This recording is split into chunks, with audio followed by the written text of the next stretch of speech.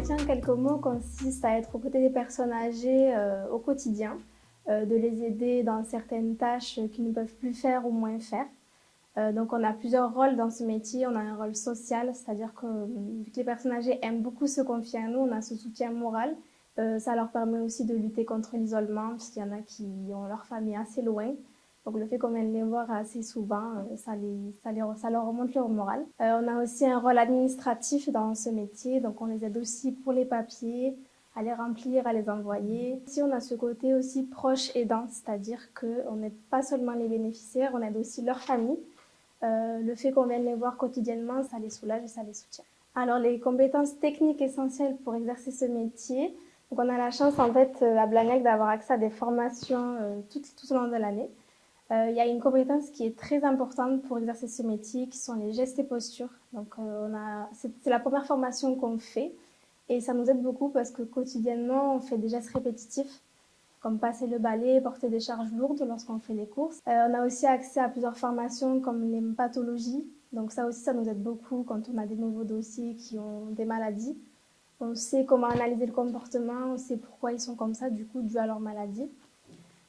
D'autres techniques, compétences techniques, aussi l'entretien et cadre de vie de chez la personne. Donc on a fait une formation aussi sur les produits ménagers.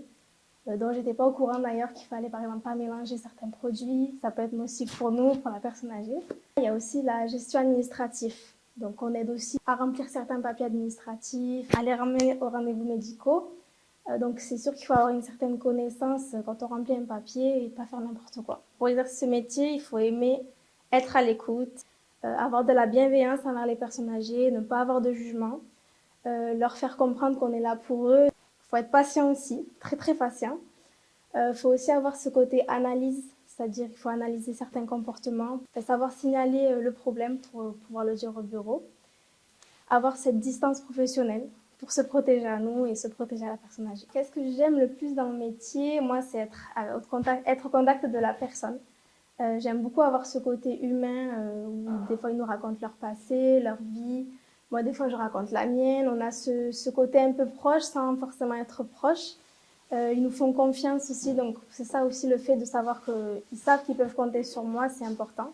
Et Laura m'apporte beaucoup de choses. Elle m'apporte déjà le moral, de l'aide pour les courses, s'il faut que j'aille à l'ophtalmo, elle m'amène à l'ophtalmo. Si je veux aller au dentiste, elle m'amène chez le dentiste. C'est un bras droit, un grand bras droit, un gros bras droit. De l'amitié aussi.